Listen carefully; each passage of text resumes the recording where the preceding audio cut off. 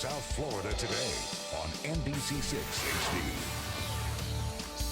HD. We live here, but do you ever wonder where to eat outside of the spots you usually frequent? Well, if you're interested in learning how to eat like a local, Ocean Drive style, we've got the perfect guide for you. Joining me this morning from Ocean Drive is Maria Arguello, along with Whisk Gourmet's Brendan Connor. Welcome. Thank you. Thank you very It much. is so good to see you. Tell me about this guide and come a little closer. Okay, so Ocean Drive felt like putting together a guide that really lets you know about chef-driven local restaurants that are really evolving the way we eat in Miami. So we put together a guide called Eat Like a Local, and it features really amazing local restaurants that anybody can go to. Fantastic. And Whisk Gourmet is one of them. Whisk What's Gourmet your is one of them. story and what are you cooking for me today? Today we're going to be serving pan-grilled wahoo with that a sounds shrimp and roasted corn succotash. And it's a restaurant that my sister and I opened about 4 years ago, and we just opened a larger location in South Miami, and we were fortunate enough to be featured in this issue of Ocean Okay, Drive. let's have you get cooking, and let's look at some of the other restaurants while Brendan gets started on preparing the meal, because you've got some really great ones. We do. We've got some amazing ones. We've got some like And we'll put up the Naue, slide now. that it's $150 to $200 per person when you go there. It's very high-end sushi by Chef Kevin Corey. And then we've got some that have been around for decades, like Clive's in the Design District. It's been around for 34 years. It's Jamaican, amazing cuisine. And then we've got Nosberry Farms down in the Redlands. So we really gave people a variety of places and cuisines to dine on. But the one thing they all have in common is that they're all really locally driven. And so Ocean Drive did a really good job of like bringing them all together for people. Okay, and why did you pick Whisk Gourmet? I picked Whisk Gourmet because it's really focused on new American cuisine, and it's all about fresh ingredients. They keep it local. Almost everything is organic. It's run and owned by two locals. They grew up in Coral Gables, brother and sister. Great story. They have amazing like Southern-inspired cuisine. They do great fried green tomatoes. They also do. On Fridays, this special burger. You can only get it on Fridays. You have to call ahead to order it. Call ahead? You have to call ahead because it's not Okay, runs you out. know me now. You know me, don't I have it in? All right, where are we at in the recipe?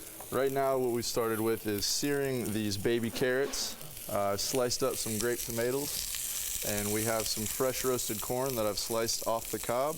I like to keep it whole. The ingredients you see here are the ones that I feature in our succotash: baby green beans, carrots, corn, tomatoes, some Spanish onion. What I like to do is roast the corn, cut all the kernels off the cob, and then I use the cob to make a stock with the onions and primarily thyme. We have a nice piece of wahoo here that I'm going to put into our pan. Always have to use salt and pepper when you're cooking. Okay, you work with your sister. Who's the boss? It really depends. Good answer. Very good answer. I think she would like to say she is, and I'd like to say I am. But you know, when push comes to shove, we work pretty well together, Okay. despite being siblings. Okay, now you've got a pub on there too. Yes, we've actually got several things. We've got one place that's called The Alibi. It's actually located inside a bar, and so it's inside Lost Weekend on South Beach. So that's really interesting. And then we've also got La Moon. It's open late night. It's in Brickell. And now it's Colombian, so I didn't quite get the name thing with La Moon. I think La Moon is because it's open so late and so many people frequent it at like a 3 a.m. to 5 a.m. kind of location for, you know, a great late night, like greasy treat. So, I mean, there's a variety of stuff on there. And one of the old timers on there, Garcia's. Yes, Garcia's. It's such a gem. It's located on the river, and you know, really great fresh seafood brought in. It's a family business, and now part of the family has actually expanded, and they're doing La Camaronera, which is one of the fish trucks that's going around. Fantastic. Now, fried green tomatoes. Did you go for kind of like a southern thing, succotash? Well, I learned how to cook in Charleston, South Carolina. Oh, okay. I was wondering how a Miami boy knew how to cook southern food. Okay, that explains a lot. And while I was there in college, I started cooking and really just fell in love with the flavors and the tie between the land and what we're eating at the same time. And I brought it back to Miami, and so far it's translated pretty well for us, that people are really liking what we're doing over there. I hear from Maria that you barely can get in the place some days. Some days it's pretty hard to get into, and it's kind of funny. We opened up, our original restaurant was about 18 seats, and we had a line out the door. And then we opened up this one, which has about 75, and there's still a line, and people who didn't know us before will often say, why did we open such a small restaurant? But you know, it is what it is, and we're happy to. Where are we be at where in we this are. Menu? Well, I've added the shrimp to the succotash, and I'm allowing it to poach. I have seared the fish, and if you give it the nice 45-degree turn, you get those beautiful grill marks. And if you're cooking this at home, the best thing to do is start it on the first side. When you flip it over, finish it off in the oven. We have our little handy Channel 6 oven here.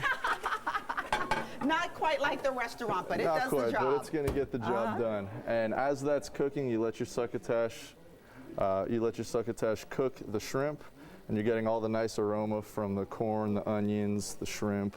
And in a few minutes, we'll be ready to plate up. All right, we'll show the final finished dish in a little bit. We'll talk to Maria a little bit longer, but for more information on your quest to find the perfect place to eat in South Florida, go to oceandrive.com. We'll be right back. Stay with us.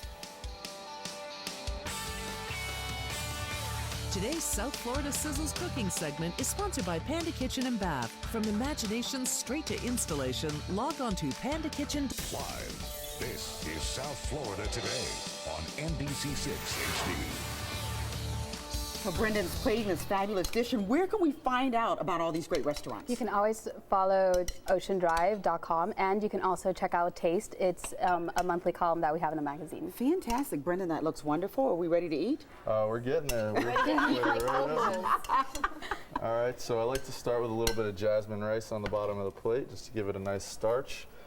We have all of our nice, fresh, beautiful vegetables, the shrimp arranged around that, and I believe our fish is done. Okay. While you're putting that on there, we'll get ready to go on over to the band. So fish is coming.